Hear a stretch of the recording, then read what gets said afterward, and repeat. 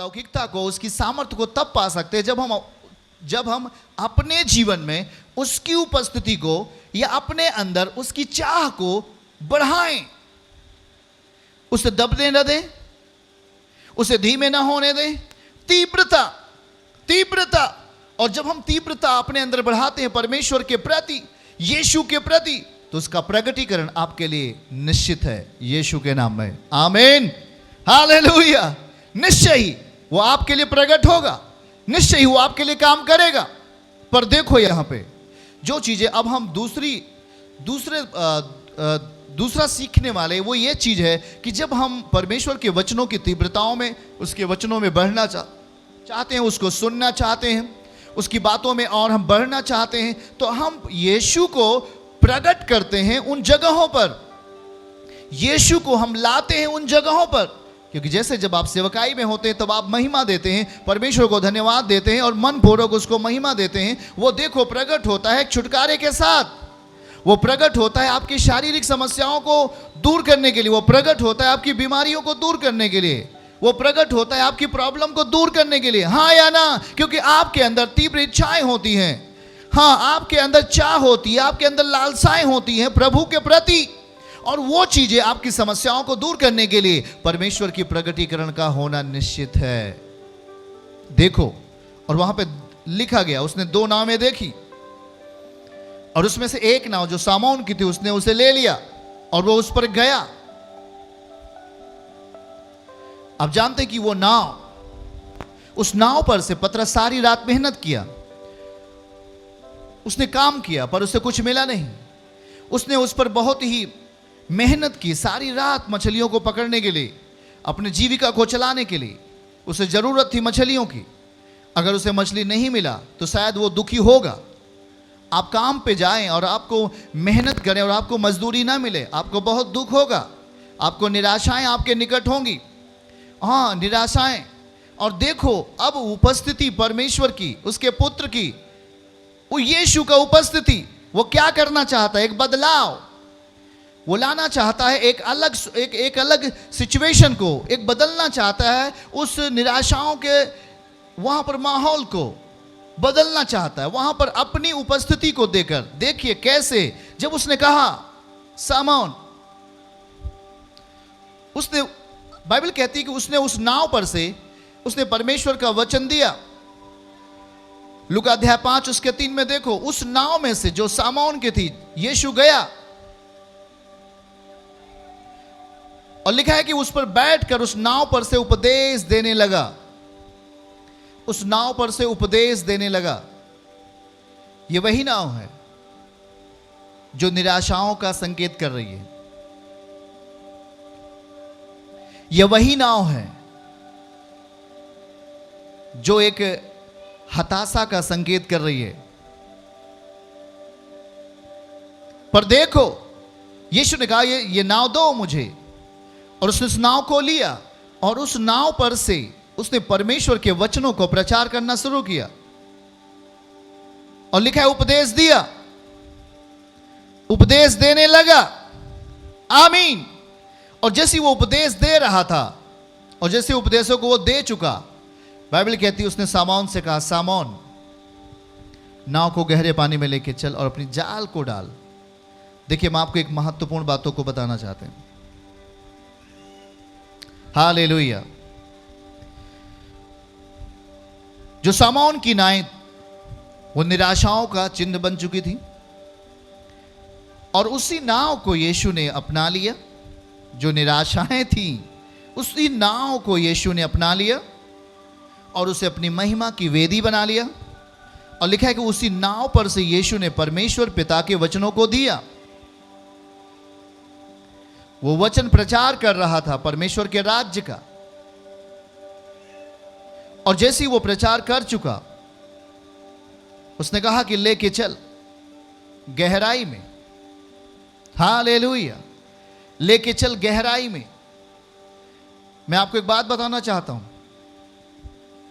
अगर आप गहराई में जाना चाहेंगे तो आपके पास गहराई में जाने के पहले गहराई से कैसे बचना है ये तरीका, तजुर्बा आपके पास होना चाहिए। आप गहराई के लिए जाने वाले। यीशु ने कहा गहरे पानी में लेके चल, जहां पर मछलियां मिलने वाली हैं, जहां पर तेरी जीविका के लिए वस्तुएं मिलने वाली हैं। और देखो उसने पहले ही आते नहीं कह दिया। यीशु जैसे आए वैसे उन्होंने नहीं कहा कि तो अपने पांव अपने जाल को गहरे पानी में लेके चल डाल। बाइबल कहती है कि उसने पहले उस नाव पर से जो निराशाओं का संकेत दे रही थी, जो व्याकुलता का संकेत दे रही थी, जो एक हताशा का संकेत दे रही थी, उस नाव पर से उस निराशाओं को, वचनों को देकर उस महिमा की जगह को उसे बना दिया महिमा की जगह। और जब उसने प्रचार किया तो प्रचार करने के बाद उसने तब कहा कि अपने नाव को गहरे पानी में लेके चल और अपने जाल को डाल। तभी हम देखें कि सामौन के जीवन में निराशाओं का एक बड़ा प्रभाव था।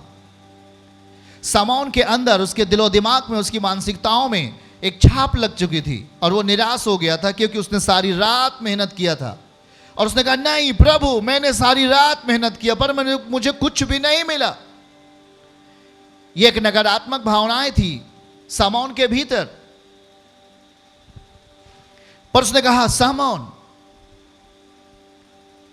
सामौन ने कहा ठीक है प्रभु, यदि आप कहते हैं तो मैं उस काम को करने के लिए तैयार। हालेलुया। यदि आप कह रहे हैं तो मैं उस काम को करने के लिए तैयार। और फिर वो जाल को डाला। बाइबल कहती है कि वो जाल, इतनी मछलियां आ गई कि जाल फटने लगी और इतनी मछलियां थी कि वो 2 नावें भर ली। हालेलुया। परमेश्वर के प्रिय लोगों, आज आपके भी जीवन में कुछ ऐसी ही भावनाएं आती हैं जब आप संसार के स्वभाव में जीते हैं, जब आप गलत मानसिकताओं में जीते हैं, जब संसार को अपना हिस्सा बना के जीते हैं, जब संसार को अपना एक चिन्ह बनाकर आप जीते हैं, तो शायद आप उन कामों को जो आपसे हो सकता था, जिसे आप कर सकते थे, आप नहीं कर पाते। आप कर सकते थे पर आप उसे नहीं कर पाते। आपके लिए बड़ा आसान था पर आप नहीं कर पाते। आपके लिए वो चीजें लेना बहुत आसान था पर नहीं ले पाते। आपका प्रयास हर बार विफल होता है।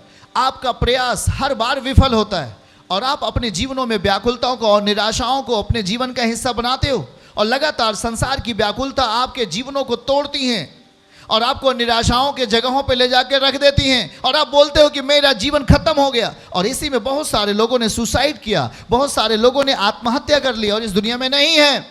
उनके जीवनों में यही चीज आया, उन्होंने प्रयास किया पर वो हारे। उन्होंने प्रयास किया पर वो हारे। वो कर सकते थे पर नहीं कर पाए।